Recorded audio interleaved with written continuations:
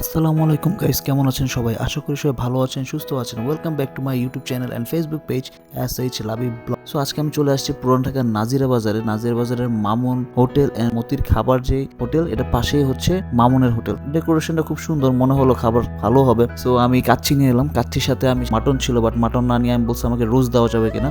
So আমি ওদের কাছ থেকে রোস্ট নিয়েছি। বাসমতি চালের সাথে রোস্ট, ব্যাপারটা একটু ডিফারেন্ট লাগতেছে আপনাদের কাছে, বাট আমার কাছে একটু অন্যরকম লাগতেছে খাবারটা। সো একটু ট্রাই করলাম, দেখা যাক খাবারটা কিরকম হয়। মোটামুটি অ্যাভারেজ। রোস্টের মজাটা ভাই একটুও নাই, রোস্টটা খেয়ে আমি মোটেও মজা পাইনি। আর রাইসটা বরাবর রাইস যেরকম হয়, কজ এটা বাসমতি চালের রাইস। সো এরপরে নিলাম তেহারি। সো আমার সাথে যে বন্ধু ছিল ও আসলে তেহারি অর্ডার দিয়েছে, আর আমি কাচ্চি আরও দিয়েছিলাম যে কাচ্চির সাথে রোস্ট খাবো, একটু আলাদা টেস্ট নিব। সো তেহারিটা খেলাম, ভাই তেহারিটা একদমই ভালো হয়নি আমারই, মানে কোনো ফ্লেভার নাই, কোনো টেস্ট নাই। তেহারি প্লেটে আপনি 7 থেকে 8 পিস মাংস পাবেন। মতিতে তেহারি খাবেন, তেহারিটা যথেষ্ট পরিমাণ ভালো, অনেকেই দেখি খায়, ভিড় জমায়, তাই আজকে আমি এখানে চলে আসছিলাম। কার কার কাছে কারা কারা নাজিরা বাজার আসছেন এবং মামুন বিরিয়ানি ট্রাই করেছেন অবশ্যই কমেন্ট করে জানাবেন। আপনাদের কাছে মামুন বিরিয়ানি খাবার ভালো লাগে নাকি, এটাও অবশ্যই কমেন্ট করে জানাবেন। আমার কাছে মোটেও ভালো লাগে না, আমি 10-এ 10 আউট অফ 5 দিব।